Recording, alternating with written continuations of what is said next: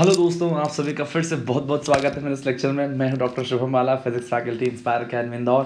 दोस्तों, आज का लेक्चर है ना बहुत इंपॉर्टेंट है, क्योंकि अभी तक हमने जितना जो भी कुछ एनएलएम में पढ़ा है उसका यूज़ करके इस पूरे लेक्चर को हमें समझना पड़ेगा। इन शॉर्ट आप ऐसा समझें कि पूरे फिजिक्स में, पूरे एनएलएम चैप्टर में स्पेशली मैं बात करूं तो जो लेक्चर आज हम पढ़ने वाले हैं, इसमें जो कॉन्सेप्ट्स है, इसमें जो एप्लीकेशंस हैं, उस पे बेस्ड क्वेश्चन आने की प्रोबेबिलिटी सबसे ज़्यादा होती है। आप कुछ यूँ समझें कि इस लेक्चर को पढ़ने के लिए ही हम आज तक इतनी मेहनत कर रहे थे और हमने एनएलएम में इतने सारे कॉन्सेप्ट्स इसलिए समझे ताकि आज हम इस लेक्चर को पढ़ सकें। तो दोस्तों, ये लेक्चर किस बारे में है? ये लेक्चर दोस्तों हम न्यूटन्स के सेकंड लॉ का एप्लीकेशन देख रहे थे, और सेकंड लॉ का पहला एप्लीकेशन हमने देखा था कोलिजन वाला, है ना, कि भाई इन अ कोलिजन जो total momentum of the system होता है दैट रिमेन्स कांस्टेंट। ये बात हमने देखी थी। फिर दोस्तों हमने एफबीडी बनाना सीखा था कि दोस्तों एफबीडी कैसे बनता है, और एफबीडी बनाना सीखने के बाद अब हमें ये देखना था कि न्यूटन जो सेकंड लॉ ऑफ मोशन है ना, उसका कैसे इस्तेमाल करना, उसका एप्लीकेशन क्या है एफबीडी बना करके, है ना। तो दोस्तों उसमें आप यूं समझिए कि पहला एप्लीकेशन है जो एफबीडी पर बेस्ड है, और दोस्तों हमारे न्यूटन सेकंड लॉ का दूसरा जो है ये एग्जाम्पल है ना। तो दोस्तों बहुत इंपॉर्टेंट है, इस पर बेस्ड क्वेश्चन पूछते हैं, और वो है मैन लिफ्ट केस और एपरेंट वेट और एक्चुअल वेट केस, है ना। अब ये क्या चीज़ होता है दोस्तों, आप लोग कई बार एलिवेटर में या लिफ्ट में बैठ चढ़े हो गए, है ना। कभी बिल्डिंग्स वगैरह में अपन ऊपर नीचे जाते हैं तो एलिवेटर में हमको चढ़ना पड़ता है। तो एलिवेटर आप मान लीजिए कि अभी ग्राउंड फ्लोर पे हैं, और ग्राउंड फ्लोर से आप ना फिफ्थ फ्लोर पे जाना चाहते हो, तो लिफ्ट ऊपर की तरफ एक्सेलरेट करेगी। तो जब आप लिफ्ट में खड़े हों, है ना, आप ऊपर की तरफ एक्सेलरेट करें तो आपको थोड़ा सा ज़्यादा वजन में अपने आपके पैरों में हल्का सा, अब आजकल के लिफ्ट दोस्तों इतने मॉडर्न हो गए हैं, इतने स्मूथ हो गए कि हमें फील नहीं होता है। बट कभी थोड़ा पुराने जो लैपटॉप मतलब पुराने जो अपना लिफ्ट वगैरह हैं उसमें कभी आप चढ़ के देखना, आपको ये चीज़ फील हो जाएगा कि आप लिफ्ट में खड़े हो तो आपको पैरों में थोड़ा सा ऐसा ज़्यादा वजन महसूस होगा। फिर कभी आप फिफ्थ फ्लोर पर हो, उससे आप जो है मतलब नीचे आ रहे हो, ग्राउंड फ्लोर पे आ रहे हो, तो लिफ्ट नीचे की तरफ एक्सेलरेट करती है, तब आपको थोड़ा सा आसान महसूस होगा, है ना। और जब लिफ्ट रुकी हुई हो, आप खड़े हैं, तो आपको वही फील होगा जो आपको नॉर्मली फील होता है। तो बेसिकली दोस्तों मेरा कहने का मतलब ये है कि हमको अलग अलग वेट जो है वो फील होता है अलग अलग कंडीशन में, है ना। अलग अलग वेट फील होता है जब लिफ्ट ऊपर एक्सेलरेट करो तब कुछ और, जब लिफ्ट रेस्ट पर हो तब कुछ और, जब लिफ्ट नीचे जा रही हो तब कुछ और। तो ये क्या लोचा है, एक्चुअल वेट कितना है एक मैन का, और लिफ्ट के अलग अलग कंडीशन में उसका जो एपरेंट वेट है वो कितना हो जाता है, तो हमें इसके बीच में रिलेशन देखना है। तो सबसे पहले तो ज़रा दोस्तों एक छोटी सी बात को समझो कि आप अपना वेट कैसे मेजर करते हो। वेट मेजर करने के दोस्तों दो तरीके हो सकते हैं, या तो इस तरीके के, देखो नीचे ऐसा वेइंग मशीन लगा रहता है, इनफैक्ट ये ऊपर मीटर दे रखा है, लेकिन एक्चुअली कुछ ऐसा होता है उसको कि उसी के अंदर जो है एक मीटर फिट रहता है, और जिसमें अपन देखते हैं भाई कितना वजन है ना। तो इस तरीके का एक वेइंग मशीन होता है जिस पे खड़े हो जाओ तो वो आपको बता देगा कि आप कितने किलो के हो, है ना। या फिर दूसरा एक स्प्रिंग बैलेंस वाला रहता है, जिसमें ऐसा रहता है कि एक दीवार से लटका हुआ रहता है, और उस पर एक इस टाइप से एक मीटर लगा रहता है ना, इस टाइप से एक मीटर, और नीचे ऐसा कुछ रहता है उसमें, है ना।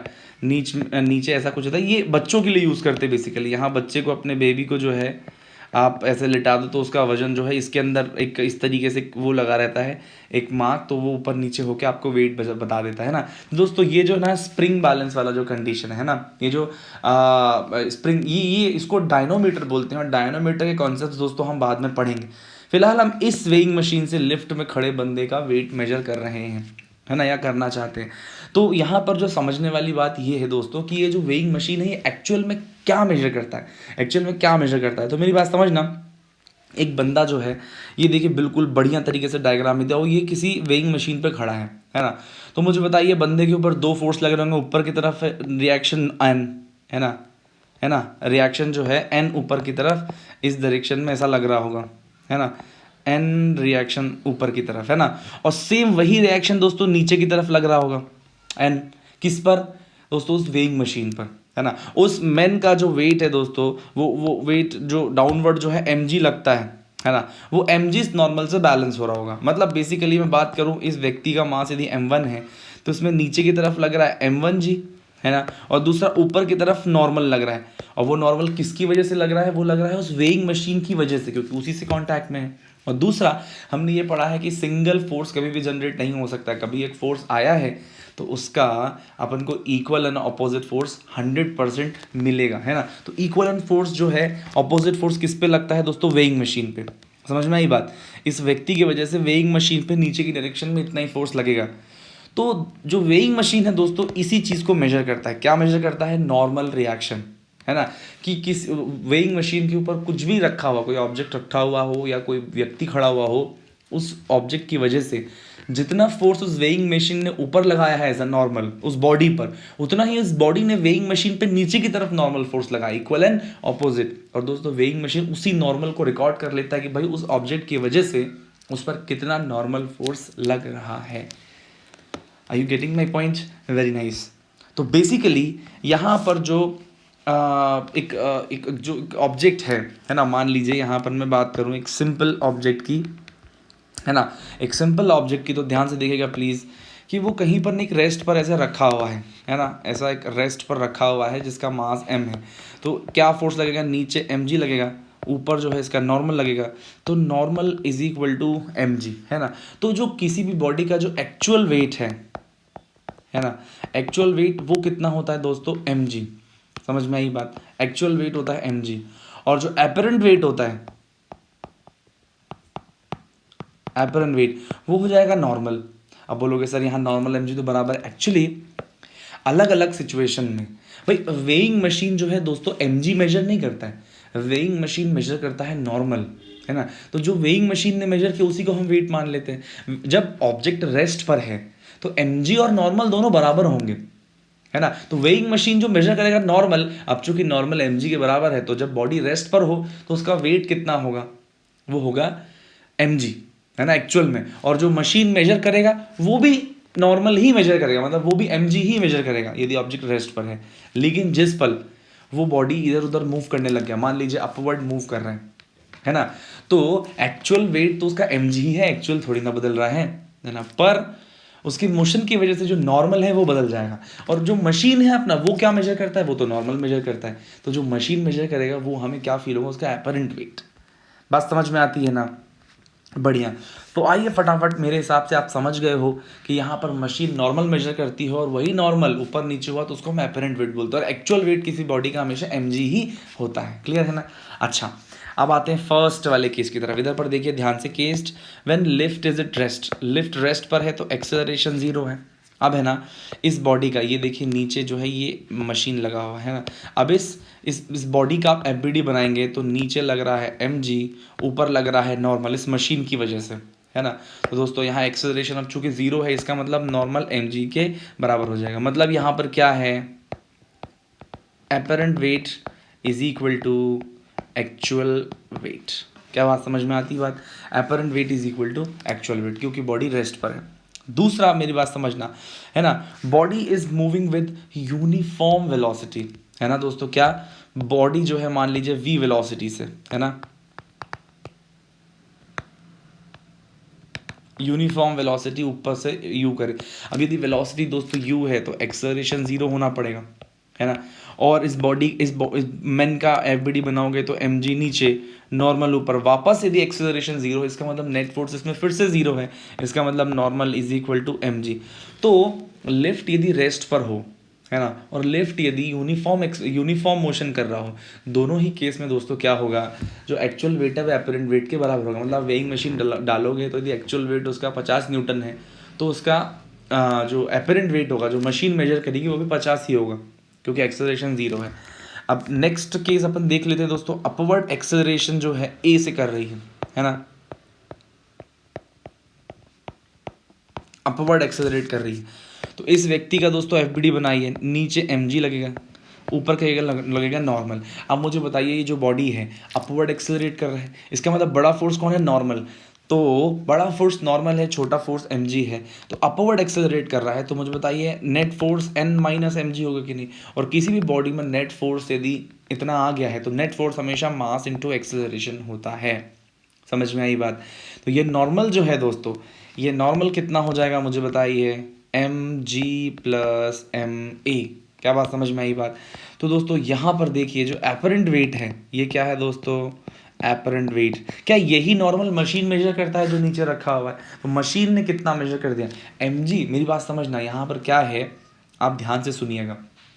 एक कॉमन सेंस वाली बात है कि एक मैन है, उस पर अपवर्ड फोर्स लग रहा है दोस्तों, नॉर्मल n, है ना। तो अपवर्ड फोर्स किसको किसको बैलेंस कर रहा है? सबसे पहले तो नीचे mg को बैलेंस कर रहा है, mg को, जिसका वेट है। फिर उसके बाद इस बॉडी को अपवर्ड एक्सेलरेट भी करना है, तो उस एक्सेलरेशन करने के लिए कितना फोर्स चाहिए है? ma। किसी भी बॉडी को ए एक्सेलरेशन करने के लिए ma फोर्स चाहिए रहता है, तो उसके वेट को भी बैलेंस करना है और ma को भी बैलेंस करना है, इसीलिए नॉर्मल ज़्यादा है। और यही नॉर्मल दोस्तों मशीन पे भी नीचे की तरफ लगेगा और मशीन यही नॉर्मल मेजर करेगा। तो जब भी लिफ्ट जो है दोस्तों अपवर्ड एक्सेलरेट कर रही है तो एपरेंट वेट ज़्यादा होगा एक्चुअल वेट से। एक्चुअल वेट सिर्फ mg होता है। समझ में आई बात? ओके। फिर दोस्तों नेक्स्ट जो है, नेक्स्ट है एक्सेलरेटिंग डाउनवर्ड्स। क्या है दोस्तों? एक्सेलरेटिंग डाउनवर्ड्स, नीचे की तरफ एक्सेलरेशन से डाउन, मतलब नीचे की तरफ एक्सेलरेट कर रहा है। अब मुझे इस बॉडी का एफबीडी बना के बताइए। mg ऊपर लग रहा है नॉर्मल। अब बताइए नेट फोर्स बड़ा कौन? भाई नीचे एक्सेलरेट कर रहा है तो mg, ऊपर लग रहा है नॉर्मल, तो बड़ा कौन भाई साहब? mg। तो नेट फोर्स कितना? mg माइनस n इज इक्वल टू क्या हो जाएगा? ma। अब मुझे यहाँ पर नॉर्मल आप फाइंड आउट करोगे तो आपको मिलेगा mg माइनस ma। तो ये क्या है दोस्तों, मेरे को बताइए, क्या ये एपरेंट वेट है? इस बार एपरेंट वेट कम फील हो रहा है। क्यों कम फील हो रहा है? क्योंकि बॉडी जो है अपना जो लिफ्ट दोस्तों डाउनवर्ड एक्सेलरेट कर रहे हैं। समझ में आती है ना बात? तो आप ध्यान से देखिए यहाँ पर कि भैया ये वाली अपवर्ड एक्सेलरेशन, फिर ये डाउनवर्ड एक्सेलरेशन। अब दोस्तों यहाँ पर अपन नेक्स्ट केस देखते हैं, है ना। मेरी बात समझना। नेक्स्ट केस कुछ ऐसा है कि डिसलेरेशन,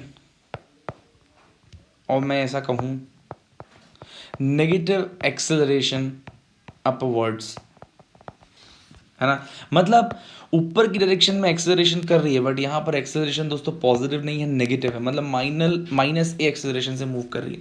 वापस देखिए, हमें सारा आंसर जो है एफबीडी देता है। एफबीडी बनाइए इसका, डाउनवर्ड mg, अपवर्ड नॉर्मल, ठीक है। डाउनवर्ड fg दोस्तों, mg, upward normal. Upward accelerate कर रहा है तो हम मान के चल रहे हैं बड़ा फोर्स दोस्तों यहाँ पर कौन है? नॉर्मल। तो क्या हो जाएगा दोस्तों? n minus mg is equal to m minus a, तो क्या माइनस ma हो जाएगा? क्या ये बात समझ में आती है? आपको यहाँ पर नॉर्मल फाइंड आउट करना है, तो you will see that mg minus ma, है ना। मतलब आपको ऐसा नहीं लग रहा है कि दोस्तों ये तो वही पुराना वाला केस है ना। ये कौन सा वाला केस है दोस्तों? एक्सेलरेटिंग अप डाउनवर्ड्स, है ना। मतलब अपवर्ड यदि एक्सेलरेशन नेगेटिव है ना, अपवर्ड यदि एक्सेलरेशन दोस्तों नेगेटिव है, तो उसका मतलब क्या है? उसका मतलब है कि वो डाउनवर्ड एक्सेलरेट कर रही है। समझना, अपवर्ड डिसेलरेट करने का मतलब यह है कि उसका एक्सेलरेशन एक्चुअली डाउनवर्ड्स है। तो देखना, डाउनवर्ड जब एक्सेलरेट कर रही थी तो एक्चुअल एपरेंट वेट कितना आया था दोस्तों? mg माइनस ma, ठीक है ना। तो जब अपवर्ड एक्सेलरेट कर रही है तो एक्सेलरेशन नेगेटिव हो, मतलब इन शॉर्ट अपवर्ड डिसेलरेट कर रही है, तो उसका एक्चुअल मतलब उसका एक्चुअल एक्सेलरेट डाउनवर्ड एक्सेलरेट कर रही है। समझ में आता है? बस डाउनवर्ड एक्सेलरेट कर रही है, डाउनवर्ड जो है डाउनवर्ड है, तो इसीलिए इसका जो एपरेंट वेट है कम हो जाएगा, mg माइनस ma हो जाएगा। अब नेक्स्ट केस दोस्तों यहाँ पर देखिए, है ना, नेगेटिव एक्सेलरेशन डाउनवर्ड्स और डिसेलरेटिंग डाउनवर्ड्स, है ना। मतलब एक्सेलरेशन उसका नीचे की तरफ है बट माइनस ए है। वापस इस व्यक्ति का एफबीडी बनाइए, mg, ऊपर लगेगा नॉर्मल, ठीक है ना। बड़ा नीचे एक्सेलरेट कर रहा है तो बड़ा फोर्स कौन दोस्तों? mg। तो mg माइनस नॉर्मल करेंगे तो हमको क्या मिलेगा? ma। Net force is equal to mass into acceleration. अभी आप n फाइंड आउट करोगे तो आपको मिलेगा mg प्लस ma, है ना। तो मुझे बताइए कि एक्चुअल में क्या है ना। It means accelerating upward. यदि एक्सेलरेशन डाउनवर्ड है और नेगेटिव है तो उसका मतलब है कि अपवर्ड एक्सेलरेशन है। तो जब भी लिफ्ट अपवर्ड एक्सेलरेट करती है तो उस केस में दोस्तों क्या होता है कि जो हमारा मतलब अपवर्ड एक्सेलरेट कर रही है तो जो एपरेंट वेट है वो बढ़ जाता है। कितना हो जाता है? mg plus ma। समझ में आता है ना। तो दोस्तों ये सारे केसेस थे। अब अपने पास है दोस्तों स्पेशल केस, है ना। स्पेशल केस क्या है? सबसे पहला स्पेशल केस है दोस्तों फ्री फॉल, है ना। फ्री फॉल ऑफ लिफ्ट, ठीक है। पहला स्पेशल केस क्या है दोस्तों, free fall of lift. Lift free fall कर रहा है ना, मतलब डाउनवर्ड एक्सेलरेशन जो है वो जी के बराबर है, यही मतलब होता है। अब देखिए यहाँ पर व्यक्ति का एफ बनाइए, एम जी नीचे लगेगा, नॉर्मल ऊपर लगेगा। अब यदि नीचे की तरफ एक्सेलरेट का तो बड़ा फोर्स एम जी है, तो क्या हो जाएगा दोस्तों, M ji minus normal is equal to mass into acceleration, ये जी के बराबर ही है। अरे है कि नहीं, तो basically normal is equal to क्या हो जाएगा, m ji minus m g is equal to zero. इसका मतलब नॉर्मल यहाँ दोस्तों ज़ीरो, इसका मतलब क्या हो जाएगा, इसका मतलब जो है, जो मेन है, यदि उसका नॉर्मल ज़ीरो है तो जो वेइंग मशीन है उसका जो अपरेंट वेट है दोस्तों वो ज़ीरो हो जाएगा। नॉर्मल ही तो अपरेंट वेट है, क्योंकि मशीन तो नॉर्मल मेजर करती है ना, एक्चुअल भले से एम जी है, बट जब लिफ्ट और वो बंदा दोनों फ्री फॉल कर रहे हों तो ऐसी सिचुएशन में दोस्तों क्या हो जाता है, फ्री फॉल कर रहे हैं तो ऐसी सिचुएशन में डाउनवर्ड जी एक्सेलरेशन से मूव कर रहा है, फ्री फॉल कर रहा है तो वेटलेस फील होता है, और जो रीडिंग आएगा मशीन का दोस्तों वो ज़ीरो आएगा, apparent weight will become zero. समझ में आता है आपको कि ये बात आप क्लियर है? अच्छा, and last acceleration is, last special case is accelerating downwards with acceleration which is greater than g. मेरी बात समझना, डाउनवर्ड एक्सेलरेट कर रही है with acceleration greater than g. इसका मतलब क्या हुआ, मेरी बात समझना दोस्तों, बहुत इंपॉर्टेंट है ना। इसका मतलब क्या हुआ कि लिफ्ट जो है ग्रेविटी से भी ज़्यादा तेज़ी से एक्सेलरेट करते हुए नीचे जा रहा है। इसका मतलब समझते हैं आप, इसका मतलब क्या हुआ, आपने यदि लिफ्ट कहीं से पकड़ नहीं रखा है तो आप देखिए, आप तो नीचे, आपके ऊपर एक ही फोर्स लग रहा है, लिफ्ट के अंदर आप जस्ट खड़े हो, आपने कुछ पकड़ा नहीं है, तो आप पे सिर्फ एक ही फोर्स है, वो एम जी है ना। एक नॉर्मल भी लगता है, लेकिन आप सोचिए कि जैसे ही लिफ्ट नीचे की तरफ एक्सेलरेट करने लग जाएगा, है ना, तो फिर आपके पास तो कुछ भी फोर्स अवेलेबल नहीं रहेगा, है ना। आप नीचे की तरफ सिर्फ किस एक्सेलरेशन से नीचे जाओगे, आप जाओगे नीचे की तरफ किस एक्सेलरेशन से दोस्तों, आप जाओगे नीचे की तरफ, आपका जो एक्सेलरेशन आएगा वो आएगा जी, बट जो लिफ्ट का एक्सेलरेशन है वो दोस्तों है ए। इसका मतलब कौन ज़्यादा एक्सेलरेट करते हुए नीचे जा रहा है, ऑब्वियसली लिफ्ट। तो लिफ्ट आगे निकल गया और आप पीछे रह जाओगे। मतलब थोड़ी देर बाद कंडीशन पता है कैसी होगी, थोड़ी देर बाद की कंडीशन ऐसी होगी कि भाई लिफ्ट बहुत नीचे चले गए, है ना, और आप क्या होगा कि आप लिफ्ट के अंदर ही आप ऊपर आ गए, है ना। और थोड़ी देर बाद क्या होगा कि भाई आप तो डाउनवर्ड जी से एक्सेलरेट कर रहे हो, लिफ्ट जो है ए एक्सेलरेट कर रही है। थोड़ी देर बाद क्या होगा दोस्तों, थोड़ी देर बाद क्या होगा, है ना, थोड़ी देर बाद आप जाके वहां पर लिफ्ट के ऊपर दीवार से चिपक जाओगे। समझ में आई बात? और फिर उसके बाद क्या होगा, जो है आप जब ऊपर चिपक जाओगे तो फिर आपको ऊपर से यहाँ पर इस वॉल से एक नॉर्मल मिलने लग जाएगा। समझ में आई बात? और फिर आपको नीचे एम भी मिलेगा, तो ये दोनों मिलके, है ना, आपको क्या प्रोवाइड करेंगे, मास इंटू एक्सेलरेशन, और लिफ्ट के बराबर एक्सेलरेशन से फिर आप नीचे जाने लग जाओगे।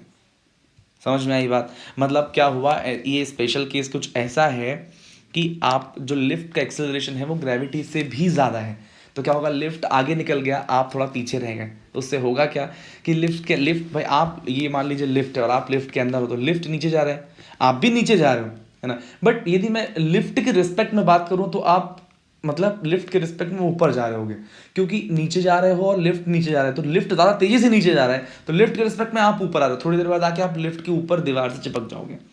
समझ में आई बात? और फिर जब आपको इतना enough force as a normal से मिलने लग जाएगा, तब आप जो है वो करोगे, है ना।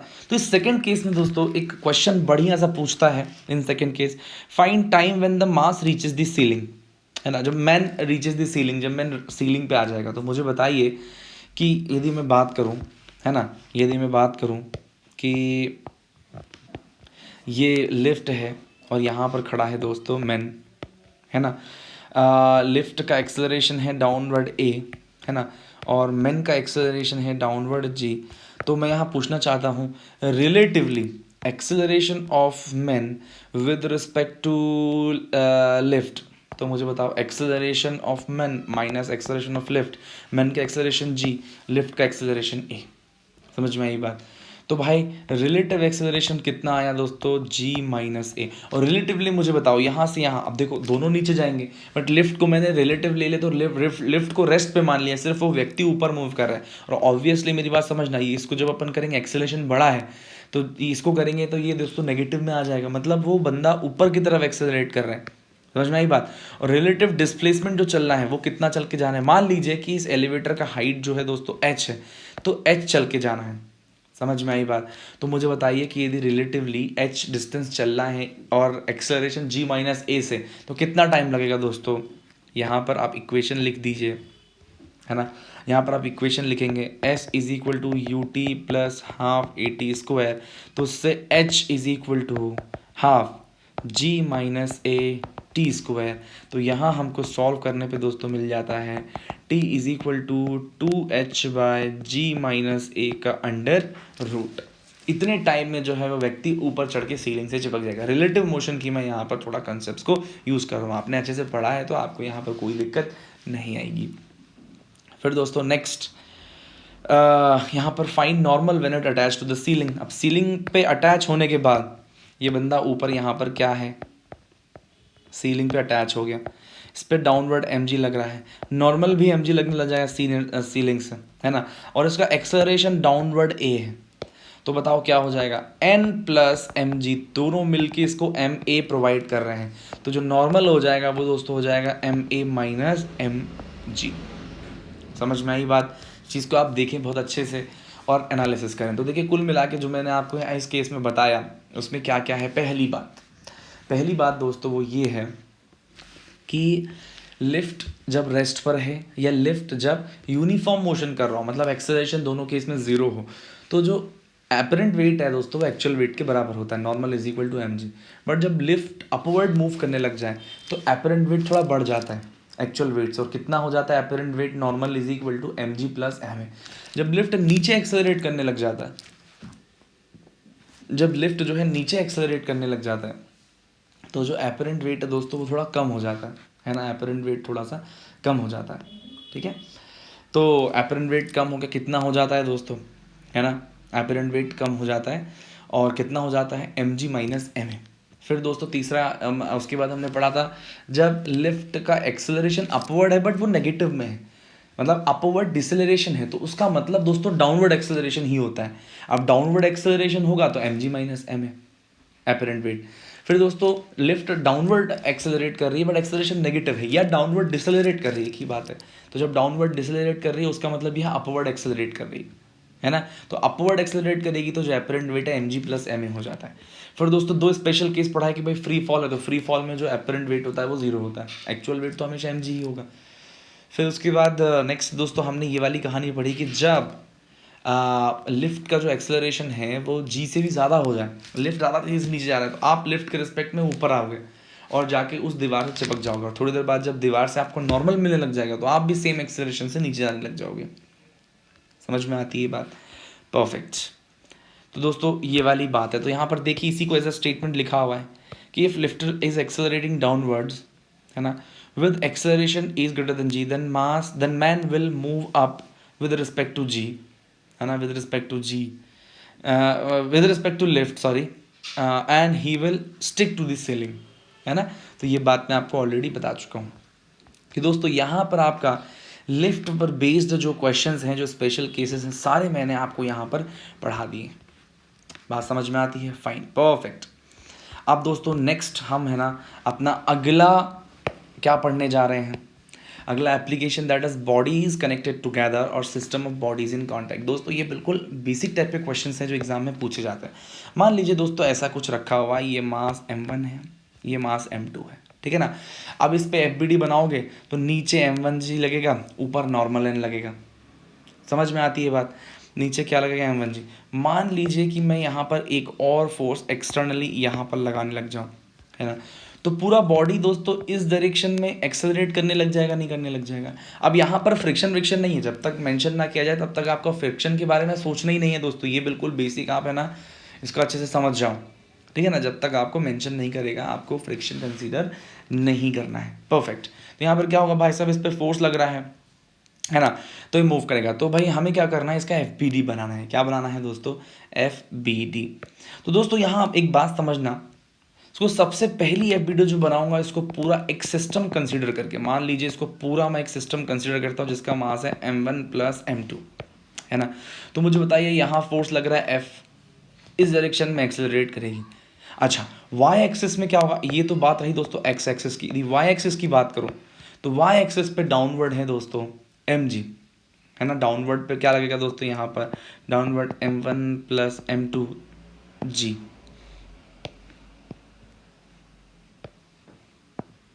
है ना। और अपवर्ड क्या लगेगा, दोनों मिला के नॉर्मल। तो दोस्तों वाई एक्सिस में सब बैलेंस्ड है। मैं आपको एफबीडी पढ़ाते समय मैं बता चुका था कि जब भी हम ऐसे ब्लॉक्स की बातें करेंगे तो जो डाउनवर्ड एम जी है और वो अपवर्ड नॉर्मल है, दूसरे को कैंसिल आउट कर देंगे। तो दोस्तों हमें इनको कंसीडर करना ही नहीं है, मैं आपको पहले भी बता चुका हूँ कि इनको आप कंसीडर नहीं करो, वाई एक्सिस में आप कंसीडर ना करो, आप सिर्फ एक्स एक्सिस का सोचो, क्योंकि वाई एक्सिस में सब कुछ बैलेंस्ड है, वाई एक्सिस में वो मूव नहीं कर रहे हैं। तो दोस्तों जब हमने पूरे सिस्टम को कंसीडर कर लिया है तो मुझे बताइए जो भी एक्सटर्नल फोर्स है F is equal to mass कितना है m1 plus m2 into acceleration a, है ना। तो बताइए कि सिस्टम का एक्सेलरेशन यहाँ से हमको क्या मिल गया, f upon m1 plus m2। तो दोस्तों ये सिस्टम का एक्सेलरेशन अपने को यहाँ मिल जाएगा, ठीक है ना। अब दोस्तों यहाँ पर यदि मैं m1 की एफ बनाने की कोशिश करूँ तो समझना यहाँ पर कांटेक्ट है दोस्तों बीच में, तो यहाँ कांटेक्ट की वजह से m1 पे फोर्स लगेगा, यहाँ मान लीजिए नॉर्मल, और m2 पे वही फोर्स इस पे लगेगा। तो अब यहाँ पर एफ बनाते हैं दोस्तों m1 की, है ना। तो m1 की एफ में सबसे पहला जो है मान लीजिए m1 जी, दूसरा है नॉर्मल m1, तीसरा है एक्सटर्नल फोर्स इस तरफ, और फिर चौथा फोर्स लग रहा है ये नॉर्मल फोर्स इधर की तरफ, है ना। मैं आपको ऑलरेडी ये बात कह चुका हूँ कि वाई एक्सिस में हमें कुछ सोचना ही नहीं है। क्यों? क्योंकि वाई एक्सिस में दोस्तों n1 ने पक्का से m1 जी को बैलेंस कर लिया, जो कि हमेशा बैलेंस रहेगा। तो हमें वाई एक्सिस के बारे में सोचना ही नहीं है, हमें सोचना है दोस्तों एक्स एक्सिस के बारे में। तो ये बॉडी एक्स एक्सिस में इस डायरेक्शन में एक्सेलरेट करेगा, एक्सेलरेशन हम ऑलरेडी निकाल चुके हैं, ठीक है ना।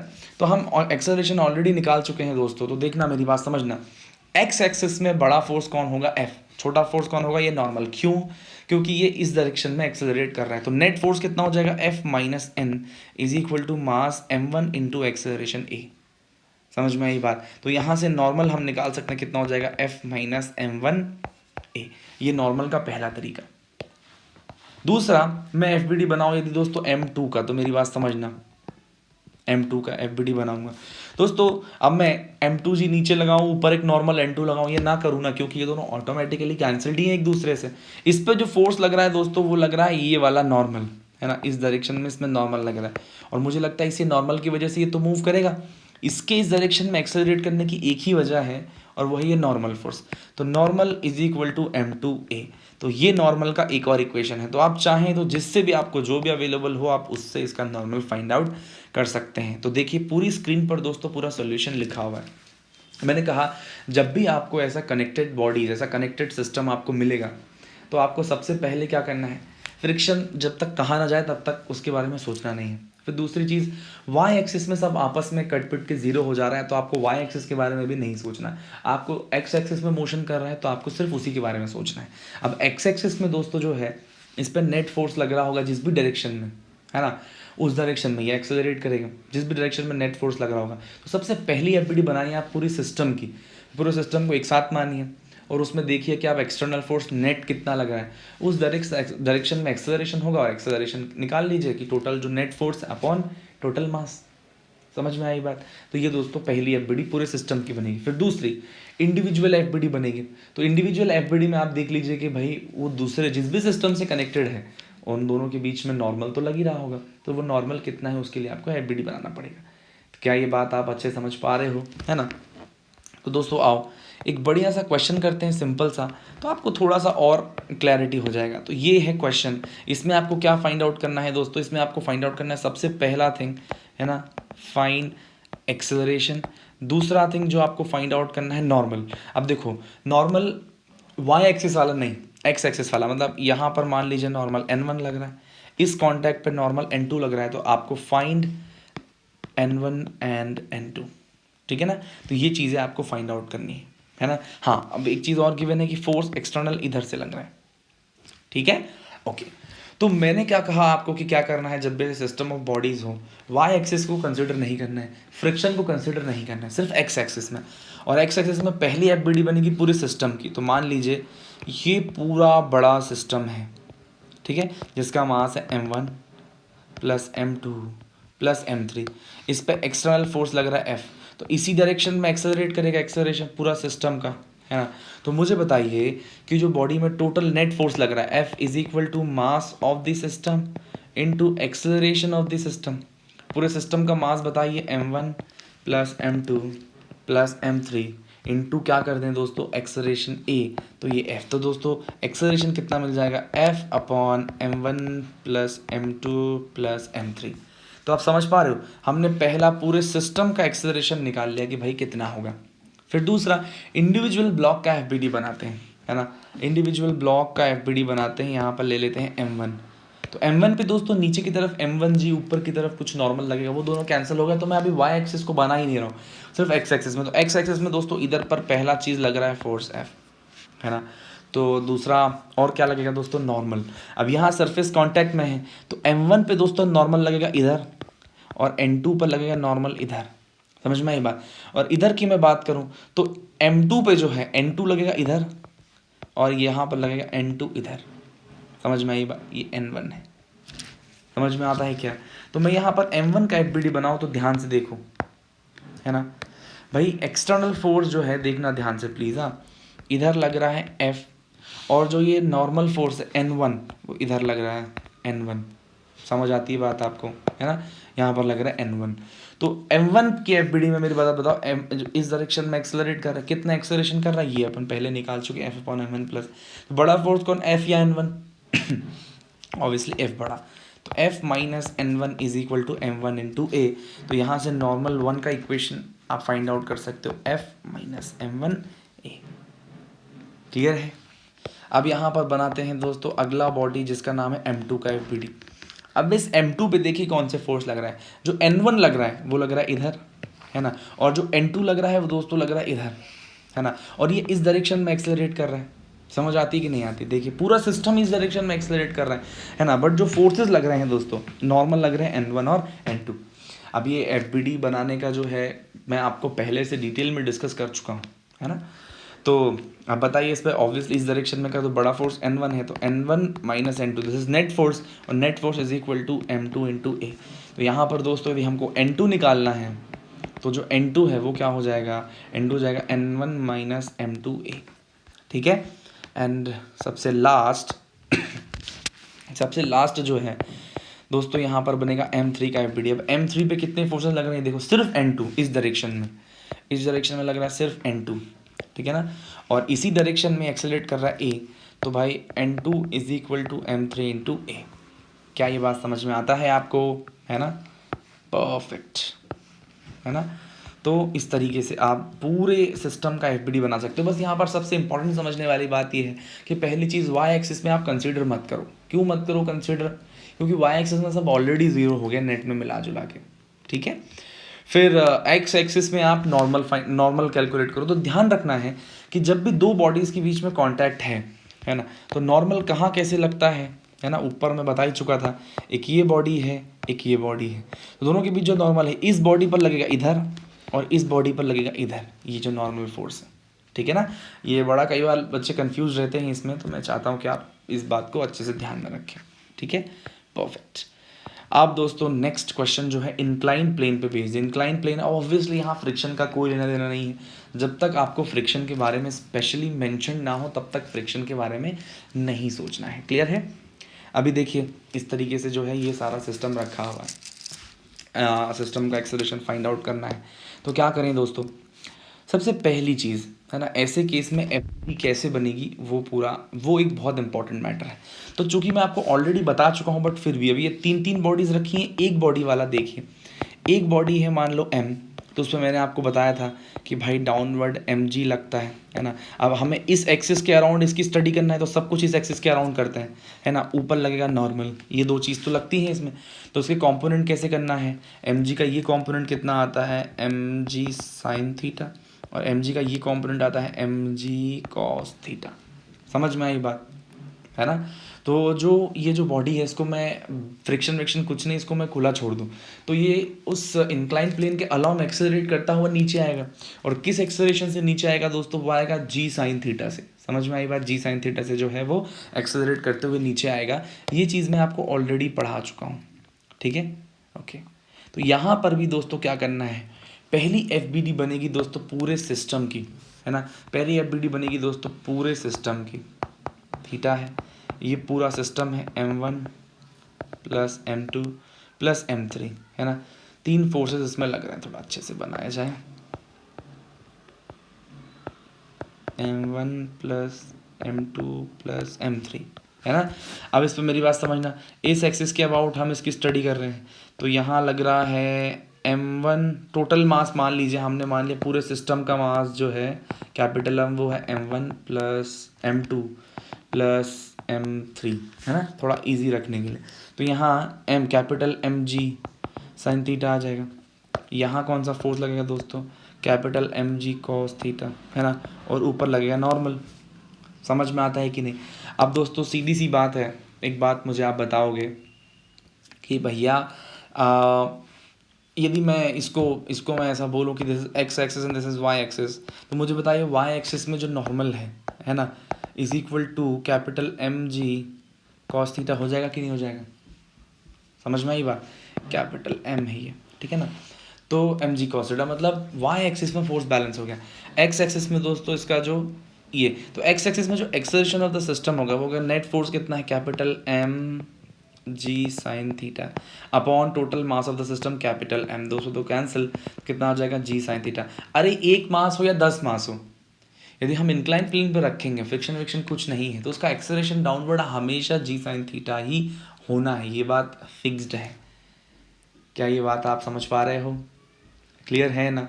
ओके अब दोस्तों सारे नॉर्मल्स हमको यहाँ पर कैलकुलेट करने हैं, ठीक है, सारे नॉर्मल कैलकुलेट करने हैं। यहाँ लगाना है नॉर्मल N1, यहाँ लगाना है नॉर्मल N2, ठीक है, बहुत बढ़िया। तो दोस्तों हमको क्या करना पड़ेगा, FBD बनाना है, हर इंडिविजुअल बॉडी का FBD बना दो। This is your incline plane, theta सिर्फ M1 का बना दो, है ना। M1 का बनाओगे तो देखो यहाँ पर फोर्स लगेगा नीचे M1G साइन थीटा, और बाकी यहाँ लगेगा M2G cos theta, sorry M1G cos theta, और नॉर्मल लगेगा ऊपर। और फिर दूसरा यहाँ कांटेक्ट है कि नहीं, देखिए यहाँ कांटेक्ट है ना, तो इसकी वजह से जो नॉर्मल इधर लगने वाला है वो इसी डायरेक्शन में लगने वाला है नॉर्मल, इसको मैं N1 बोलता हूँ, ठीक है ना। और फिर दोस्तों इसको मैं इरेज कर देता हूँ, क्यों इरेज कर रहा हूँ, क्योंकि इसका कोई मतलब नहीं है। समझ में आई बात। अच्छा इसका डाउनवर्ड जो एक्सेलरेशन हो रहा है वो हो रहा है G साइन थीटा, है ना। तो इसमें जो है नेट फोर्स कितना लग रहा है दोस्तों, M1G sine theta plus normal N1 is equal to mass है इसका M1, समझ में आता है क्या, और वो है G sine theta. Oh my God, यदि इस M1G साइन थीटा को उधर ले जाओ तो नॉर्मल N1 क्या आ जाएगा, 0। समझ आता है कि ना, नॉर्मल क्या हो जाएगा दोस्तों, 0, ठीक है ना। और इस तरीके से जब आप देखोगे, जब आप ये आप पता है आप इसको ऐसा समझो कि इंक्लाइन प्लेन में ये फ्री फॉल कंडीशन में है, ये कुछ ऐसा है, इंक्लाइन प्लेन में ये फ्री फॉल कंडीशन में है, ठीक है ना। ये क्वेश्चन थोड़ा दोस्तों और अच्छा हो जाएगा यदि हम इस पे एक्सटर्नल फोर्स जो है F लगा दें।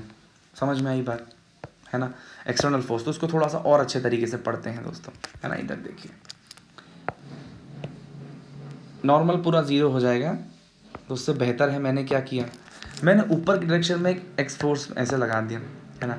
और मान लीजिए कि ये ऊपर की तरफ एक्सेलरेट कर रहे हैं, तो अब सिस्टम का FBD बनाओ, थोड़ा क्वेश्चन को अच्छा बनाया मैंने अब, है ना। यहाँ देखिए पूरे सिस्टम का मास कैपिटल M, ऊपर फोर्स लग रहा है इसमें F, है ना, और नीचे फोर्स क्या लग रहा है दोस्तों, कैपिटल MG साइन थीटा। अब ऊपर एक्सेलरेट कर रहा है, बड़ा फोर्स कौन है, कैपिटल F, तो F minus capital MG sine theta is equal to capital M into acceleration A। बात समझ में आती है क्या। तो यहाँ से हमको जो सिस्टम का एक्सेलरेशन मिलता है वो क्या मिलता है, capital F minus capital MG sine theta upon capital M, ये सिस्टम का एक्सेलरेशन हो जाएगा। समझ में आता है ना, अब आएगा मज़ा। अब वो जो नॉर्मल है N1 N2 वो दोस्तों 0 नहीं होंगे, अब नॉर्मल, अब वापस से FBD ड्रॉ करते हैं किसका, एक का M1 का, नीचे लग रहा है M1G साइन थीटा, है ना। फिर दूसरा दोस्तों, फिर दूसरा ऊपर की तरफ लग रहा है इसमें F, और नीचे एक और फोर्स लग रहा है, और वो फोर्स कौन सा है दोस्तों, वो है नॉर्मल। इसकी वजह से जो नॉर्मल आएगा वो दोस्तों नीचे की तरफ ही आएगा N1, है ना। तो नॉर्मल है n1, है ना। स्टिल ये ऊपर की तरफ एक्सेलरेट कर रहा है, पूरा सिस्टम ऊपर की तरफ एक्सेलरेट कर रहा है ना। तो मुझे बताओ नेट फोर्स कितना हो जाएगा, F minus m1g sine theta, F में से m1g sine theta plus n1 दोनों को कर लो is equal to m1 into a. समझ में आई बात, हमको ये n1 फाइंड आउट करना है ना। तो दोस्तों n1 को उधर पर लेके चले जाओ आप, है अंदर, इस माइनस को अंदर मल्टीप्लाई करो, माइनस n1 उधर जाके प्लस हो जाएगा। तो जो n1 हो जाएगा वो हो जाएगा f minus m1g sine theta, समझ में आ रहा है ना, माइनस m1a। तो ये दोस्तों नॉर्मल n1 हो जाएगा, समझ में आई बात। अच्छा फिर सर वाई एक्सिस में तो हमने कुछ नहीं किया, वाई एक्सिस में दोस्तों m1g cos थीटा जो है वो उसके नॉर्मल से बैलेंस हो जाएगा, समझ में आई बात। फिर दोस्तों नेक्स्ट एफ बी डी यहाँ पर बनाई जाए किसकी, नेक्स्ट एफ बी डी दोस्तों theta, next F B D यहाँ पर हम M2 की बनाते हैं। अब M2 पे कितने फोर्स लग रहे हैं मेरी बात समझना, M2 पे 2 कॉन्टैक्ट्स हैं। अच्छा सबसे पहला फोर्स तो आप हमेशा नीचे की तरफ ये लगा दो, M2g साइन थीटा, ठीक है। दूसरा फोर्स क्या लग रहा है दोस्तों, दूसरा फोर्स दोस्तों इस कॉन्टैक्ट की वजह से जो N1 लग रहा है वो ऊपर की तरफ लगेगा, है ना, और इस कॉन्टैक्ट की वजह से जो N2 लगेगा वो नीचे की तरफ लगेगा।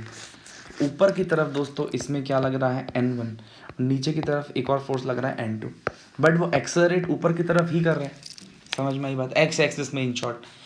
तो दोस्तों बड़ा फोर्स ऑब्वियसली N1 है, तो N1 minus M2g sine theta plus N2 is equal to क्या हो जाएगा, M2 into acceleration A.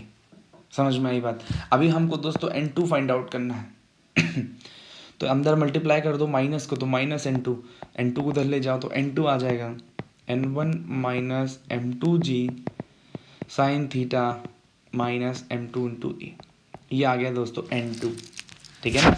And at the and हम बनाते हैं किसका एफ बी डी, सबसे लास्ट में हम बनाते हैं दोस्तों M3 का एफ बी डी, है ना। तो M3 पे दोस्तों सबसे पहला तो नीचे फोर्स लगेगा क्या, M3g साइन थीटा, ठीक है। और उसके बाद दोस्तों ऊपर की तरफ कांटेक्ट फोर्स यहाँ से लगेगा नॉर्मल 2, है ना। तो यहाँ पर क्या लगेगा दोस्तों, नॉर्मल 2। तो ऑब्वियसली ऊपर एक्सेलरेट कर रहा है, तो net force is N2 minus M3g sine theta is equal to M3 into a. अब हमको N2 चाहिए, M3 into a plus M3g sine theta, समझ में आई बात। ये देखिए सबकी एफ बी डी बना ली मैंने इंडिविजुअली, पूरे सिस्टम की एफ बी डी बनाई, कैपिटल एम उसका मास लेके, तो हमको पूरे सिस्टम का एक्सेलरेशन पता चल गया।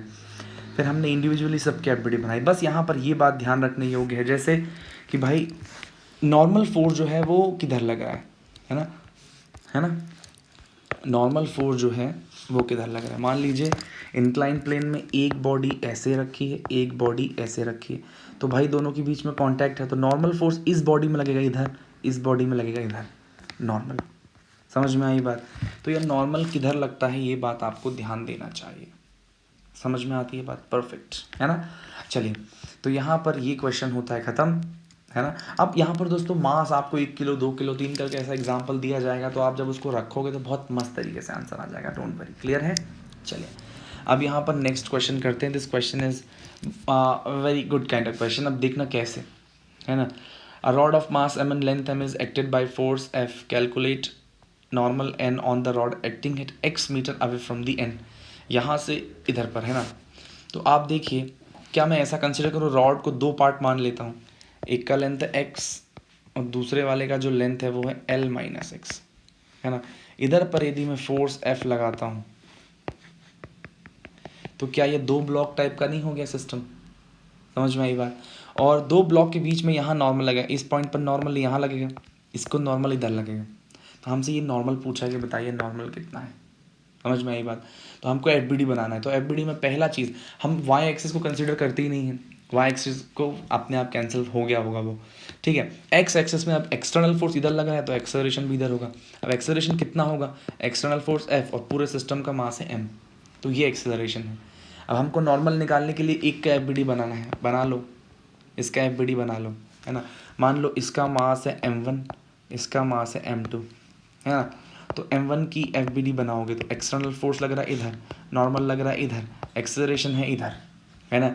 तो यहाँ दोस्तों क्या हो जाएगा मुझे बताओ, ये नॉर्मल कितना हो जाएगा, तो f minus normal is equal to m one into a. तो यहाँ जो नॉर्मल है वो कितना हो जाएगा दोस्तों, एफ माइनस एम वन ए। ठीक है, अब हमारे पास टास्क है कि हमको ये एम वन दिया नहीं है, एम वन फाइंड आउट करना है।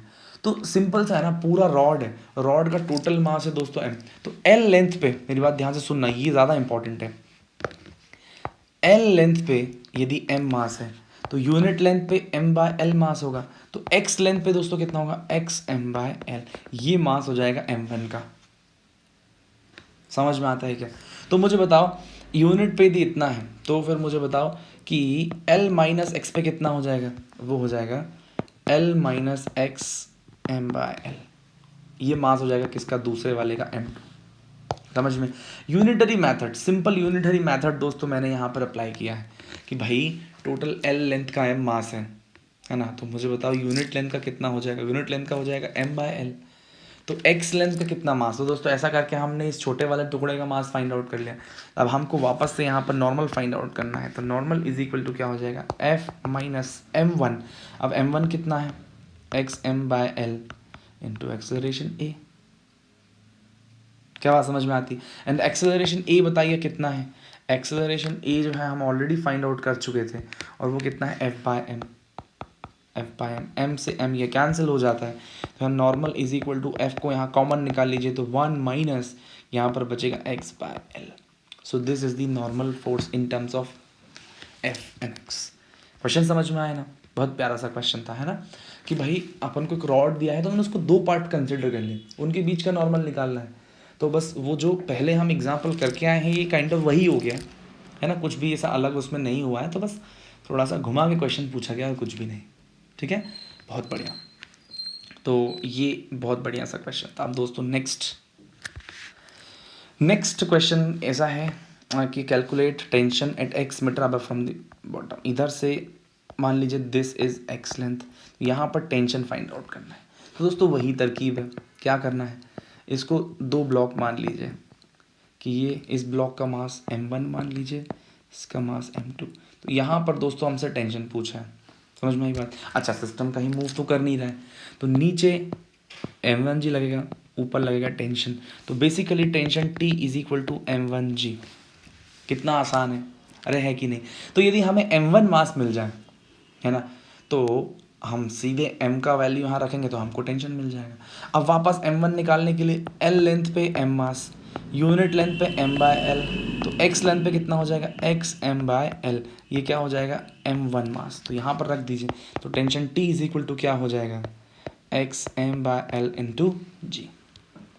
क्या बात समझ में आ रहा है आपको, है ना?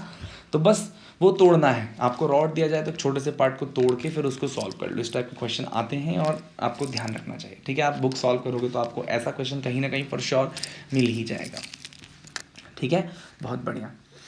तो दोस्तों यहाँ पर कंप्लीट होता है सिस्टम बॉडीज कनेक्टेड टुगेदर, है ना। इस टाइप से क्वेश्चन आई थिंक आपको सारी चीज़ें समझ में आ गई होंगी अच्छे से कि भाई नॉर्मल कैसे कंसिडर करना है। पहला जो आपको ड्रॉ करना है वो आपको ड्रॉ करना है पूरे सिस्टम का, और वाई एक्सिस को कंसिडर नहीं करना है।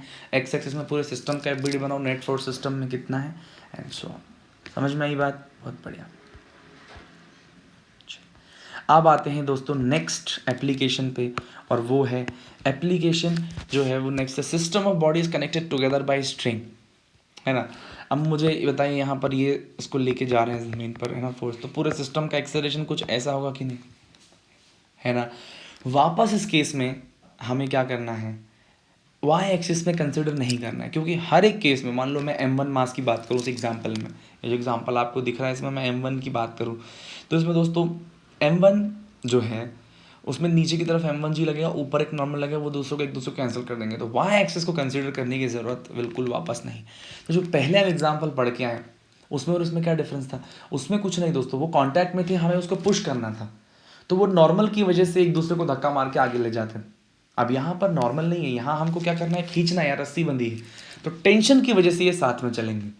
तो वापस पहली चीज़ सेम टू सेम जैसे पहले किया था कि भाई सबसे पहले वाई एक्सिस को कंसिडर नहीं करना है, दूसरी चीज़ पूरे सिस्टम का एफबीडी बनाना है ना। तो पूरे सिस्टम का आप यदि एफबीडी बनाओगे, है ना, पूरे सिस्टम का एफबीडी आप बनाओगे तो पूरे सिस्टम का मान लीजिए m1, plus m2 plus m3, external force लग रहा है F, तो acceleration of the system will be F upon m1 plus m2 plus m3। ये पूरे सिस्टम का एक्सेलरेशन मिल गया, हमने पूरे सिस्टम की एफबीडी बना दी। ठीक है, अब हमें इंडिविजुअल एफबीडीज बनानी है। सबसे पहले बताओ m1 पे कौन कौन सा फोर्स लग रहे हैं। m1 पे नीचे m1 जी, ऊपर नॉर्मल कैंसिल हो गए। टेंशन लगेगा हमेशा जिस पॉइंट पर रस्सी कनेक्टेड है उससे रस्सी की तरफ, तो ये टेंशन इसको मैं बोलता हूँ T1, और इस पे लगेगा T1 इधर, फिर इधर पर लगेगा यहाँ मान लीजिए T2, इस पे लगेगा T2 इधर, और यहाँ पर तो दोस्तों F, सेम रस्सी सेम फोर्स, तो रस्सी पे फोर्स F लगाए तो रस्सी भी उधर F ही फोर्स लगाएगी। तो यहाँ पर दोस्तों मैं सबसे पहली एफबीडी यदि बनाता हूँ, है ना,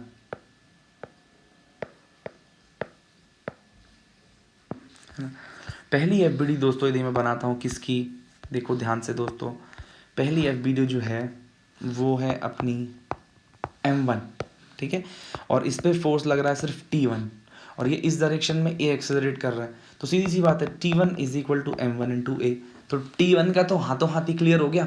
ठीक है ना, फिर दूसरा दोस्तों मैं यहाँ पर बनाता हूँ m2 का, तो m2 भी बताओ, इधर लग रहा है T2, ठीक है ना, पीछे लग रहा है T1, और ये इस डायरेक्शन में एक्सेलरेट कर रहा है, बड़ा फोर्स है T2, छोटा फोर्स है T1, तो नेट फोर्स कितना हो जाएगा T2 minus T1 is equal to m2 into A। अब हमको यहाँ T2 फाइंड आउट करना था, समझ में आई बात, तो यहाँ पर क्या हो जाएगा m2A प्लस T1, और T1 का वैल्यू यहाँ रखो, तो T2 इज इक्वल टू मिल जाएगा m2A प्लस m1A, ठीक है ना, और एट दी एंड हम यहाँ पर m3 की एफबीडी बनाएंगे। तो m3 की एफबीडी में क्या देखो, सामने लग रहा है फोर्स F और पीछे लग रहा है टेंशन T2, ठीक है ना, बहुत बढ़िया।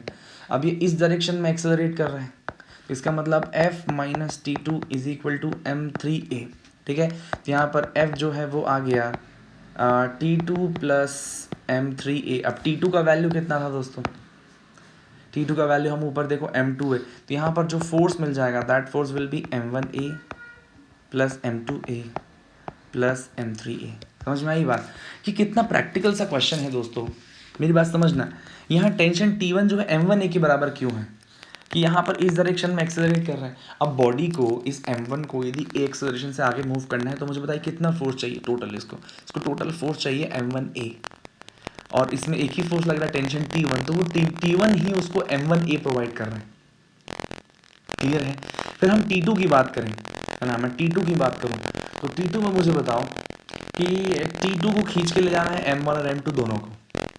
क्लियर है, तो T2 is equal to should be equal to m1A plus m2 है, और जो F है दोस्तों, इस फोर्स को T2 को खींच के ले जाना है m1A plus m2A plus m3A, तीनों ऐड हो जाएंगे। क्या ये बात आप समझ पा रहे हो, परफेक्ट, ठीक है। सो अब यहाँ पर एक छोटा सा पॉइंट दोस्तों अलग से लिखा हुआ है ना, एक्चुअली इंटरैक्ट फोर्स नहीं है, इंटरनल फोर्स है, प्लीज इसको थोड़ा करेक्ट कर लीजिए, दैट इज इंटरनल फोर्स। क्या है दोस्तों, internal force do not affect the motion of the whole system. Internal force क्या होता है, जैसे दो बॉडीज के बीच में नॉर्मल लग रहा है, जैसे मान लीजिए और ये दूसरा है, क्लियर है, इनके बीच में यहाँ पर लगेगा m, इसमें लगेगा इधर, लेकिन पूरे सिस्टम को मैं कंसीडर करके एक बाहर से F लगाऊं तो दोस्तों फिर ये इंटरनल फोर्स का कोई मतलब नहीं है, क्योंकि मैंने आपको एक बात बताया था, याद कीजिए जब मैंने आपको बताया था कि चेंज इन मोमेंटम वाला आपको मैंने कहानी, जो पहला एप्लीकेशन था उसमें हमने क्या पढ़ा था कि जब तक कोई एक्सटर्नल फोर्स ना लग रहा हो तब तक सिस्टम का नेट मोमेंटम चेंज नहीं होगा। तो यदि हम पूरे सिस्टम की स्टडी कर रहे हैं तो इंटरनल फोर्स मायने नहीं रखता। फिर इसी के अलावा दोस्तों एक ब्लॉक ऐसा है, एक ब्लॉक ऐसा, इधर से आप एक्सटर्नल फोर्स लगा और यहाँ पर एक रस्सी बंधी हुई है, तो इनके आपस में टेंशन काम करेगा, इसमें टेंशन इधर, इसमें टेंशन इधर, समझ में आई बात।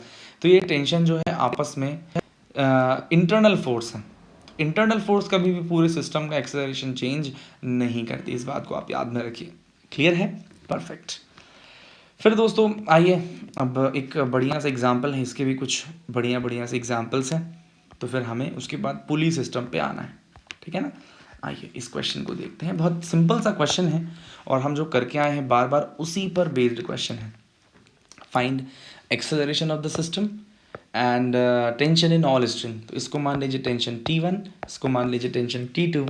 अब किधर लगेगा, M1 पे टेंशन T1 इधर लगेगा, M2 पे टेंशन इधर लगेगा, इधर टेंशन T2 इधर लगेगा, इधर टेंशन, मतलब रस्सी की तरफ हमेशा टूवर्ड्स, मतलब opposite to the point of contact, away from the point of contact you can say, ऐसा टेंशन इस पे लगता है, ठीक है ना। अच्छा, लेकिन पहला इक्वेशन इंटरनली, पहला इक्वेशन बनता है पूरे सिस्टम का, M1 plus M2 plus M3, इधर लग रहा है फोर्स F1, इधर लग रहा है फोर्स F2, बट F2 बड़ा है तो पूरा सिस्टम इधर एक्सेलरेट करेगा, है ना। तो मुझे बताओ net force on the system is F2 minus F1 upon mass of the system M1 plus M2 plus M3 is equal to acceleration. क्या ये बात समझ पा रहे हो? पूरे सिस्टम का नेट फोर्स हमने निकाला कि नेट फोर्स कितना है, F2 इज इक्वल टू, मतलब F2 minus F1 upon M1 plus M2 plus F3 is equal to acceleration of the system. क्या बात समझ में आता है आपको? Very nice. तो दोस्तों दिस इज़ द एग्जाम्पल, है ना। तो ऐसा करके आप निकाल सकते हैं पूरे सिस्टम का एक्सेलरेशन कि भाई सिस्टम पर नेट फोर्स कितना लग रहा है अपॉन टोटल मास, पहली चीज़। दूसरा इंडिविजुअल FBD, है ना। सबसे पहली FBD यहाँ पर हम बनाते हैं M1 के लिए, तो M1 पे पहला फोर्स लगता है M1 जी, और ऊपर नॉर्मल, लेकिन हम y एक्सिस का फोर्स कंसीडर नहीं कर रहे हैं ना। क्यों नहीं कर रहे हैं? क्योंकि दोस्तों y एक्सिस में ऑटोमेटिकली कैंसिल हो जा रहा है, y एक्सिस में मूव ही नहीं कर रहे हैं, जो भी x एक्सिस में। तो x एक्सिस में इधर फोर्स लग रहा है टेंशन T1, इधर फोर्स लग रहा है F2। सिस्टम किधर मूव कर रहा है दोस्तों? सिस्टम इधर मूव कर रहा है ना। तो बड़ा force F2 minus tension T1 is equal to M1A। तो मुझे बताओ टेंशन T1 कितना हो जाएगा, F2 माइनस M1A। क्या बात समझ में आता है आपको, है ना। फिर दूसरा FBD बनाओ दोस्तों, किसका? M2 का। तो M2 पे कितने फोर्स लग रहे हैं दोस्तों? इधर लग रहा है टेंशन T2, इधर लग रहा है टेंशन T1, और सिस्टम मूव कर रहा है इस डायरेक्शन में। तो यहाँ पर T1 minus T2 is equal to M2A। And last FBD जो है वो अपन बनाएंगे किसका? M3 का। तो M3 में दोस्तों क्या है? सबसे पहले F1 फोर्स इधर चल रहा है और टेंशन T2 फोर्स इधर लग रहा है। सिस्टम इस डायरेक्शन में एक्सेलरेट कर रहा है ना। तो वापस से टेंशन T2 बड़ा होगा, तो T2 minus F1 is equal to M3 into A। तो यहाँ पर T2 जो है वो हो जाएगा M3A प्लस F1। समझ पा रहे हो? अब यहाँ पर यदि वैल्यूज़ दी होती ना तो आप उनको रख के बढ़िया आंसर जो है यहाँ पर फाइंड आउट आप कर सकते थे, बट अभी उसकी ऐसी कोई ज़रूरत नहीं है। जो हमसे पूछा गया था तो हमने बढ़िया इंडिविजुअल FBD बना ली, पूरे सिस्टम की FBD और फिर सबकी इंडिविजुअल FBD, और अपना आंसर आ गया। तो हमने सबका टेंशन T1 T2 सब निकाल दिया है, सिस्टम का एक्सेलरेशन भी फाइंड आउट कर लिया है। अब दोस्तों नेक्स्ट यहाँ पर देखिए, है ना। नेक्स्ट क्वेश्चन कुछ ऐसा है कि find the value, minimum value of force F so to stop all masses from sliding, है ना। ओके, तो मुझे बताइए कि यदि ऐसा कंडीशन हम चाहते हैं कि पूरा सिस्टम जो है ये स्लाइड ना करे, है ना, तो इसका मतलब इस फोर्स का मिनिमम वैल्यू कितना होना चाहिए? तो उसके लिए पूरे सिस्टम की FBD बनाई जाए, है ना। मान लो पूरा सिस्टम है M1,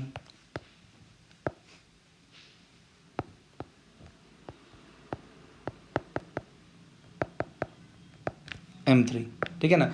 पूरे सिस्टम पे ऊपर फोर्स लग रहा है F, और नीचे कितना फोर्स लगेगा? नीचे लगेगा वही M1 plus M2 plus M3 G sine theta. समझ में आई बात? इतना फोर्स नीचे लगता है कि नहीं लगता है? तो यदि ये सिस्टम को हम चाहते हैं कि ये स्लाइड ना करे, तो भाई क्या होना चाहिए? जो आपने फोर्स लगाया है that should be equal to M1 plus M2 plus M3 into G sine theta. समझ में आई बात? ये फोर्स इसके बराबर होना चाहिए, तो स्लाइड ना करे इसके लिए पूरे सिस्टम का नेट फोर्स 0, और कोई फोर्स इसमें लग रहा है? अच्छा, उसके अलावा दोस्तों बात है वाई एक्सिस की, तो वाई एक्सिस में वो G cos थीटा आएगा जो नॉर्मल को बैलेंस कर देगा, तो हमें वाई एक्सिस के बारे में सोचने की ज़रूरत नहीं है, ठीक है ना। परफेक्ट। अब दोस्तों नेक्स्ट क्वेश्चन ऐसा दिया जाता है कि if force F is greater than this, ये वाला फोर्स बड़ा है, then find out acceleration of the system tension T1 T2 in above question, मतलब वही क्वेश्चन में ये फाइंड आउट करना है। तो दोस्तों बहुत टफ तो मुझे नहीं लगता यार, है ना। यहाँ टेंशन लग रहा है इस डायरेक्शन में, इधर इधर इधर इधर इधर इधर, यहाँ लग रहा है T1, यहाँ लग रहा है T2, ठीक है ना। तो पूरे सिस्टम का इक्वेशन आप बना लीजिए फटाफट से। थीटा, ये पूरा मास मान लीजिए कैपिटल एम, तो यहाँ क्या लग रहा है capital M g sine theta, ऊपर फोर्स लग रहा है एफ। अब ऊपर की तरफ एक्सेलरेट करेगा ये, क्योंकि ये फोर्स बड़ा है, तो net force F minus capital M, मतलब वही M1 प्लस M3 जी साइन थीटा। अरे मतलब टोटल मास M1 का ही वैल्यू रखा मैंने, M1 plus M2 plus M3 is equal to total mass into acceleration, M1 plus M2 plus M3 into acceleration a, है ना। तो यहाँ पर दोस्तों एक्सेलरेशन ए जो होगा वो क्या होगा, F minus capital M g sine theta upon capital M. ये सिस्टम का एक्सेलरेशन हो गया। अब हमें सारे टेंशन फाइंड आउट करने हैं, है ना। तो एक एक की एफबीडी, सबसे पहले M1 की एफबीडी बनाई जाए, M1 की। तो ऊपर क्या लग रहा है टेंशन T1, नीचे क्या लग रहा है M1 जी साइन थीटा, है ना। और एक्सेलरेट ऊपर की तरफ कर रहा है, तो बड़ा कौन टेंशन T1, तो सीधी सी बात है T1 minus M1 g sine theta is equal to M1 into a, सीधी सी बात है। तो tension T1 is equal to क्या हो जाएगा, M1A plus M1 g sine theta. तो आपको यहाँ टेंशन जो है T1 मिल जाता है, ठीक है ना। फिर उसके बाद हम नेक्स्ट वाले T2 की एफबीडी बनाएंगे। देखिए सेकेंड वाले बॉडी की एफबीडी बनाएंगे, थीटा M2। अब देखो यहाँ पर नीचे M2 जी साइन थीटा ऑलरेडी लग रहा है, ठीक है ना। और नीचे कोई फोर्स लग रहा है क्या, जी हाँ T1 नीचे लग रहा है, और ऊपर क्या लग रहा है दोस्तों T2। अब ये एक्सेलरेट ऊपर की तरफ ही कर रहा है, इसका मतलब बड़ा फोर्स T2 है ना। तो क्या हो जाएगा T2 माइनस, T2 में से दोनों फोर्स को माइनस कर दीजिए, तो M2 जी साइन थीटा, है ना, plus T1 is equal to M2 into a. अब हमको क्या चाहिए, T2 चाहिए, तो T2 इज इक्वल टू क्या हो जाएगा M2A प्लस M2 जी साइन थीटा प्लस T1, और T1 इज इक्वल टू क्या था दोस्तों, आप ऊपर से रख सकते हैं। समझ में आता है ना बात। फिर ऐसे ही सेम टू सेम आप नेक्स्ट एफबीडी बनाइए, है ना, M3 के लिए। तो सेम टू सेम आपको आंसर जो है यहाँ पर मिल जाएगा। क्या बात समझ में आती है बात, आप निकालोगे तो आपको जो है टेंशन T2 तो मिल ही गया। आप एफबीडी बनाओ या ना बनाओ कोई बात नहीं, बाकी आप बना के इसको सॉल्व कर सकते हैं, कोई दिक्कत वाली बात नहीं। क्या ये बात आपको समझ में आता है, वेरी नाइस, है ना। तो इस तरीके से आपको इसको सॉल्व करना है। इंक्लाइन प्लेन हो चाहे जैसा भी हो, क्वेश्चन वैसा ही है। आपको भाई वाई एक्सिस में फोर्स को बैलेंस ऑलरेडी है, तो उसको कंसिडर करने की ज़रूरत ही नहीं है। एक्स एक्सिस में आप देख लो कि नेट फोर्स किस डायरेक्शन में है, उसी तरफ आप एम ए कर दो, नेट फोर्स निकाल के is equal to m into a कर दो, तो भाई आपका आंसर आ जाएगा। बात समझ में आता है ना, वेरी गुड। अब दोस्तों नेक्स्ट जो है इस टाइप का क्वेश्चन है कि टेंशन फाइंड आउट करना इन ऑल स्ट्रिंग। तो यहाँ मान लीजिए टेंशन T1 है, यहाँ टेंशन T2 है, तो टेंशन यहाँ पर लगेगा, इस पर नीचे लगेगा, इस पर ऊपर लगेगा, इस पर नीचे लगेगा, है ना। और यहाँ पर मान लीजिए T3 मान लो, तो वो ऊपर लगेगा, है ना। M3 का एफबीडी बना लो सबसे पहले, M3, तो नीचे क्या लग रहा है M3 जी, ऊपर क्या लग रहा है टेंशन T2, तो T2 is equal to M3 जी। फिर उसके बाद दोस्तों M2 की एफबीडी बना लो, नीचे लग रहा है टेंशन T2, और लग रहा है नीचे M2 जी, ऊपर लग रहा है टेंशन T1। इसका मतलब क्या है, tension T1 is equal to M2 g plus T2। अब T2 का वैल्यू था M3 जी, तो T1 इज इक्वल टू क्या होगा M2 जी प्लस M3 जी। मतलब समझ रहे हो, समझ रहे हो, क्या समझ रहे हो कि भाई जो T1 है वो M2 और M3 दोनों का वेट बैलेंस कर रहे हैं। T2 जो है वो सिर्फ M3 का वेट बैलेंस कर रहा है, T2 is equal to M3 g. But जो T1 है वो दोस्तों M2 और M3 दोनों का वेट बैलेंस कर रहा है। समझ में आई बात। तो T3 मुझे बताओ बिना एफबीडी बनाए, T3 होगा वो होगा M1 जी plus M2 g plus M3 जी। क्या इस T3 को तीनों का वेट को बैलेंस करना पड़ेगा। समझ आती है बात, बहुत सिंपल है यार, कॉमन सेंस वाली बात है। चलिए नेक्स्ट क्वेश्चन, है ना। नेक्स्ट क्वेश्चन कुछ ऐसा है कि भैया find tension in all strings if the whole system is accelerating with acceleration, है ऊपर की तरफ एक्सेलरेट करना है। वापस यहाँ पर मान लीजिए T1 T2 T3, ठीक है, या थोड़ा सा ऊपर M1 लिखा हुआ है तो इसको भी वैसे ही जमा लेते हैं, क्या दिक्कत है ना। ये मान लीजिए T1, ये T2 और ये T3, ठीक है, यहाँ लग रहा है ऊपर, इसमें लग रहा है नीचे, इसमें लग रहा है ऊपर, इसमें लग रहा है नीचे, यहाँ ऊपर, और ऊपर दीवार पे नीचे की तरफ टेंशन। टेंशन ऐसे ही लगता है रस्सी की तरफ। सबसे पहले M3 का FBD बनाएंगे, है ना। तो M3 की FBD में सबसे पहले M3G नीचे लग रहा है, ऊपर लग रहा है टेंशन T3। अब एक्सेलरेशन ऊपर हो रहा है तो बड़ा फोर्स कौन है, T3। T3 minus M3G is equal to M3 into a. तो यहाँ T3 क्या हो जाएगा, M3G प्लस M3A, ठीक है। फिर उसके बाद नेक्स्ट दोस्तों M2 की FBD। तो M2 की FBD में देखो नीचे लग रहा है M2G, नीचे लग रहा है टेंशन T3, ऊपर लग रहा है टेंशन T2, बट ये ऊपर एक्सेलरेट कर रहा है ए एक्सेलरेशन से। T2 minus M3G plus T3 is equal to M2 into a. समझ में आई बात। नेट फोर्स इस M2 पे ऊपर की तरफ लग रहा है, T2 माइनस ये वाला फोर्स। समझ में आई बात। तो यहाँ से आप आराम से T2 फाइंड आउट कर सकते हैं।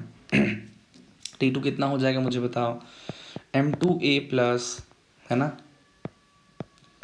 M3G plus tension T3। T3 का वैल्यू आप यहाँ पुट करो तो आपको T2 का वैल्यू मिल जाएगा। समझ में आई बात। और सबसे आखिरी में T1 फाइंड आउट करना है ना। तो एक काम करते हैं, M1 का FBD बना लो या फिर पूरे सिस्टम का FBD बना लो, है ना। सिस्टम का FBD बना के बता देते हैं, लास्ट वाला, है ना। सिस्टम है M1 plus M2 plus M3। ऊपर क्या लग रहा है पूरे सिस्टम पे, टेंशन T1, और नीचे कितना लग रहा है दोस्तों, M1 plus M2 plus M3 into g. System upward accelerate कर रहा है तो मुझे बता बड़ा force tension T1 minus M1 plus M2 plus M3 into g is equal to M1 plus M2 plus M3 into acceleration a. जो tension T1 है वो क्या हो जाएगा दोस्तों, इसको इधर ले जाओ तो प्लस हो जाएगा, M1 plus M2 plus M3 G plus a. समझ में आई बात। ये आपको टेंशन T1 मिल जाएगा, ठीक है ना। तो बहुत आसान है, बस FBD बनाने का खेल है। मैंने आपको पहले ही बताया था कि यदि आपको FBD बनाते आ गया तो फिर तो कोई टेंशन वाली बात है ही नहीं। क्लियर है, परफेक्ट। तो दोस्तों यहाँ पर आपका जो system connected bodies connected with a string जो केसेस हैं वो सारे यहाँ पर कंप्लीट होते हैं। तो यहाँ पर सारी चीज़ें अपन ने कवर कर ली हैं, ठीक है ना। कुछ अच्छे क्वेश्चंस और भी इस पे वैसे तो नीट के लेवल में दोस्तों ऐसे ही क्वेश्चंस पूछे जाते हैं, है ना। और उससे जो छोटे लेवल के एग्जाम्स है उसमें भी तो इससे भी लो लेवल के क्वेश्चंस पूछे जाते हैं, है ना।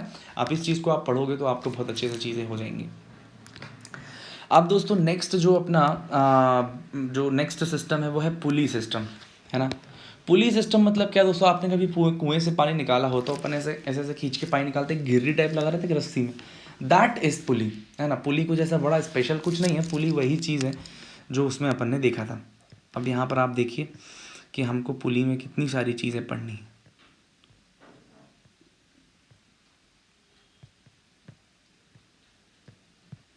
ओके चलिए, सो अब पुली को देख लेते हैं अपन, पुली सिस्टम में क्या है, ठीक है। पुली का दोस्तों हम यूज़ करते हैं फोर्स का डायरेक्शन बदलने के लिए। एक बात बताओ, आप कुएं से पानी निकाल रहे हो, फोर्स इधर लग रहे हो, बट बाल्टी ऊपर की तरफ आ रहा है कि नहीं आ रहा है। तो ये आपने किया क्या, ये आपने क्या किया कि भाई पुली में फोर्स का डायरेक्शन आपने बदल दी, है ना। तो और pulley is use to change the direction of force.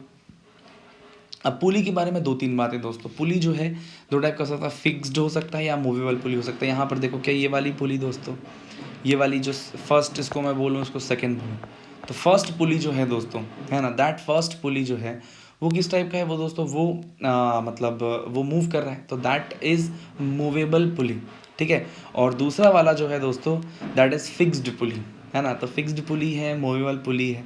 और उसके बाद एक पॉइंट हमेशा याद रखना दोस्तों, पुली आइडियली जो है मासलेस होता है जब तक कि until unless given in the question की पुली जो है उसका मास XYZ जो भी आपको मास M1 M2 जो भी 10 kg 5 kg जो भी दिया हो, तो जब तक आपको दिया ना हो तब तक मानना नहीं है, ठीक है।